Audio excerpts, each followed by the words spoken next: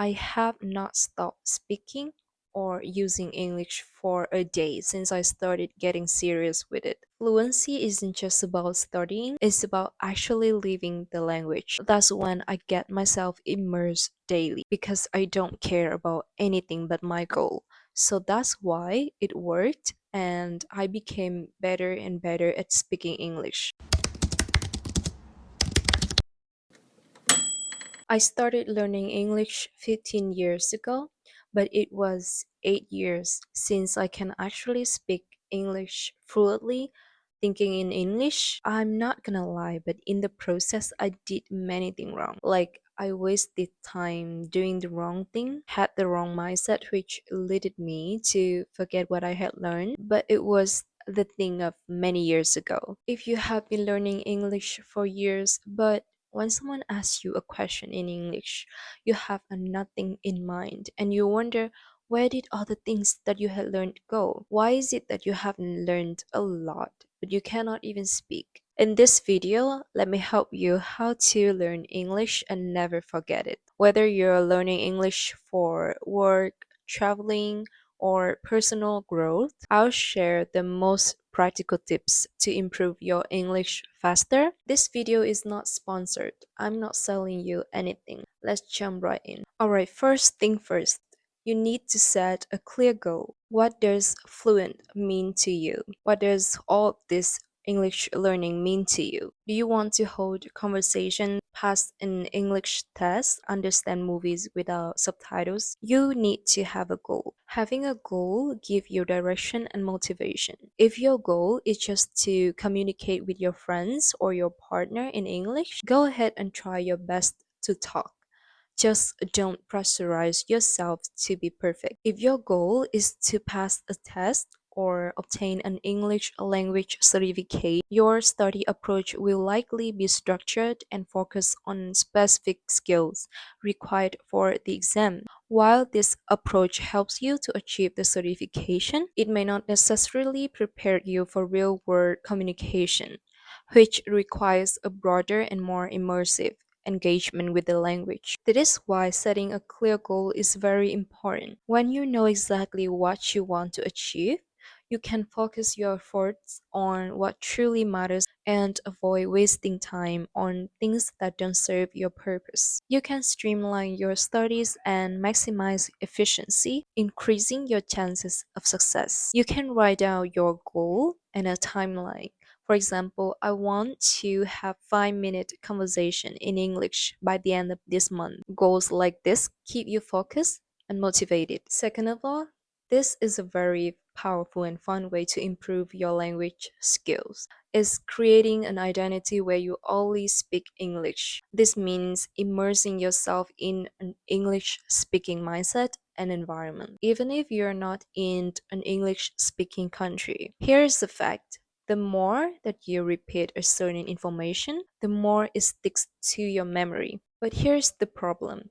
When it comes to exposure to a foreign language, it doesn't really happen naturally if you don't live in the country. Like, you don't naturally use English when you're living in Vietnam, and like everyone else is speaking Vietnamese. There's rarely a chance for you to come and say, "Oh, hi, hello, how are you?" or like, "How much is it?" in English, right? Unless you have friends or family who speaks English also. So we need to make this exposure by ourselves. We need to create that exposure. One of the easiest way to make this happen is to build a habit where you get exposed to this language effortlessly. When you do it effortlessly and make it easy, it becomes a habit of yours. So here's the way that I did to make this effectively. I adopted an English speaking persona. Me personally, since I started studying English, I imagine myself as an English speaker and embrace this identity in my daily life. Remember, when you study English, just try anything that works for you or to help you to learn English better. And I think that because I don't care about anything but my goal. So that's why it worked, and I became better and better at speaking English. Fluency isn't just about studying, it's about actually living the language. That's when I get myself immersed daily. You can even give yourself a nickname or even create a backstory in English to make it more engaging. And then I started thinking in English, which I still do nowadays, and I only get better. I talk to myself in English. I narrate what I'm doing in English, like I'm making a YouTube video, I'm making coffee, or I'm putting on my makeup. It sounds simple, but it's actually powerful. It forms you to think and speak in English automatically. I make a conscious effort to think in English. So when someone speaks English with me, I don't have to translate my ideas from my mother tongue to English, which will help you to become more fluent in the language. I just naturally speak English as it's already in my head. This helps with fluency and makes speaking feels more natural over time. Besides, I journal in English. When you speak, you have to think in the language. You have to make decisions about which words to use and to put together the sentences in real time. When you write, you're doing something similar, organizing your thoughts and putting them into words. These are the skills that lead to fluency because they force you to actively engage with the language. I keep daily journal in English to improve my writing skills and reinforce the habit of thinking in English. Write about your thoughts, your goals, and experiences as if English were your first language. Now I just write everything in English effortlessly because I have successfully adopted that habit. By fully embracing this English speaking identity, you can create an immersive experience that accelerates your learning. The more you integrate English to your daily life, the more natural it becomes, helping you achieve fluency faster. Surround yourself with English. So, how to find ways to include English or any other language that you try to learn in your daily life? Since I got serious with English, I changed my phone apps and social media settings to English. If you have hobbies, try engaging in them using English resources. Whether it's reading, gaming, cooking, or fitness, follow English tutorials, instructions, and content that related to your interests. I have a good habit of engaging myself in English in my daily life, which is I Google everything in English. When I was younger, like in high school, when I had to do my own research, I used to think like, why don't I just Google it in English, which would give me more results than my mother tongue? And it is there is more results in English than my own mother tongue. So that's when I started including English in my hobby. I follow English speaking influencers, learning makeup or workout tips in English. I watch movies and TV shows in English. Eventually, I just watch them without subtitles. I remember myself when I started learning new words, even when I succeeded in memorizing them. I ended up using them in the wrong context, which leads to misunderstanding. So when I watch shows, it's not only a way for me to be entertained, but it's also a great tool for me to learn new words in a right context. I have learned a lot by watching shows like Friends. I like the shows because it's funny, relatable, and it's great for casual conversations. The lines in the shows is very practical for daily life, and as a young person, I find myself in each character. I would watch them again and again, and each time I get to learn a whole new lesson and perspective for life and relationships. Besides, I listen to English podcasts, music, watch English YouTube videos. Nowadays, you can actually choose any topics that you love to listen to so it doesn't feel like you're studying. Me personally, if I want to learn more about something like for example, about health, skincare, or food, I would search them in English on YouTube instead of my mother tongue. That's the way that I keep myself staying consistent with English every day. If you love learning about something, for example, like makeup or sports, don't hesitate to find English channels about those topics. Read books or articles. If you're a beginner, start with children's books or simple news articles. Nowadays, I love to expand my reading to long form essays and articles in English instead of mindlessly scrolling on my phone. I want to be more intentional with reading and self education. The same thing with watching YouTube or listening to podcasts. You can educate yourself while learning English. Practice communication in English. Learning stuff is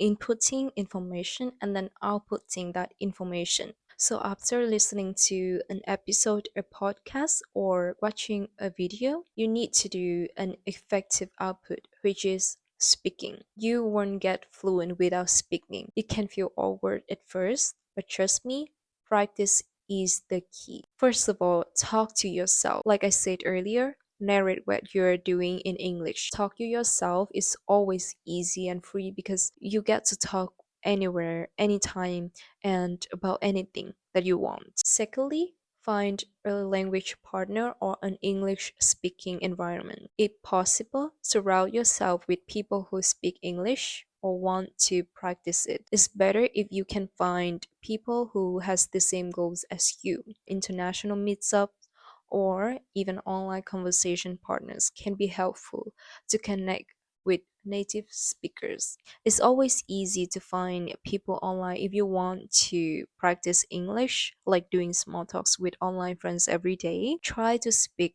write, and text only in English whenever possible. Focus on vocabulary, not just grammar. If I could start over, this is how I would approach learning new words. I would start with more specific vocabulary that directly applies to my everyday conversations and needs. The words that I will actually use in daily life rather than memorizing random vocabulary that won't serve me. Without enough vocabulary, even if you know grammar rules, you won't be able to express yourself effectively. Building your vocabulary is more important than perfect grammar when starting out. For instance, instead of memorizing lists of words that I might never use, like 20 different exotic animals' names, like zebra, porcupine, walrus, or 20 types of vehicles like bulldozer, submarine, hot air balloon, I would prioritize words that are useful in real life situations like appointment, deadline, refund,